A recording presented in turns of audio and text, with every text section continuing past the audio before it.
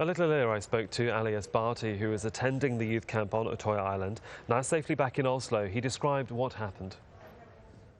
Like many other people, I thought in the beginning that it might be some kind of joke going on, and people were oversensitive because of the bombs that's been reported earlier in Oslo. But when we finally ran out of the building and we were heading down a slope to go down towards the water, I turned back and I saw two bodies lying there just on a field next to the building that we had just left. And that's when I realized that this was actually some real bullets being shot at people. Give us an idea of how many people were at this camp, and are you surprised that the death toll figure has now reached 80 from the possible dead people that you saw there on the island? I'm not surprised that the number is large, but yes, I'm shocked that the number is that large. I mean, I thought it would be maybe around 15 or 20. I did see, I think I saw 3 dead people and one that was badly injured. But I mean, there were around 600 people there on the island. It could be a little bit less or a little bit more. So it was impossible to have a grip on the whole situation, and that's basically the situation that was chaotic. Of course, Utøya is an island. You get there by boat. How many routes out of or off the island are there? And as you said, you tried to make your way to the water. Is there more than one exit off the island? Well, I mean, not normally. It's just one ferry going back and forth towards to the island.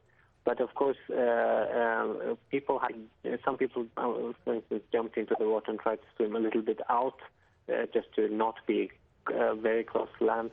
Some actually managed to swim all the way to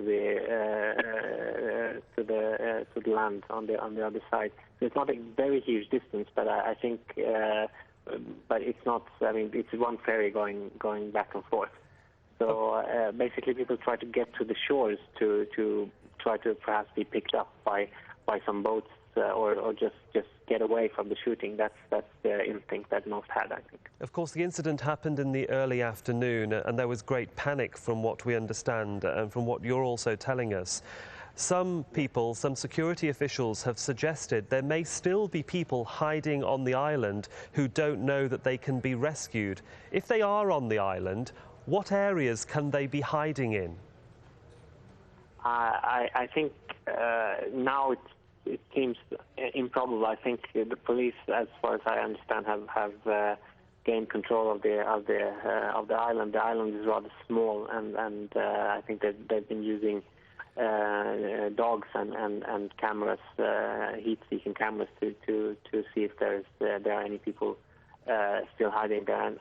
And as far as I understand, it's in that process that they have found lots of dead bodies, and they revised the first count from 10 to 80 dead people. Sure. Ali, as a Norwegian yourself, just give us an impression now of you've had time to digest what's happened and what you're actually feeling right now about the whole incident and what Norway has to face now in the future. Obviously, this is a country in shock. I mean, the numbers would be shocking in any country, but in a small country with 4 million people, of course, it's an even larger shock, and a country that hasn't experienced things like this. What it seems like the man who did this was some kind of Islamophobic internet activist, and who has simply gone one step further, and this, of course, might be reflected in the coming debates when we've had a situation in Norway, like many other countries, where there has been a lot of fear and anxiety about Muslims and about Islamic extremism being mixed up with that. So this proves to be a rather different picture than that most people would think would pop up in most people's heads when they hear about bombs and terror acts like this. So maybe it will affect the coming debate. I think it should, in fact.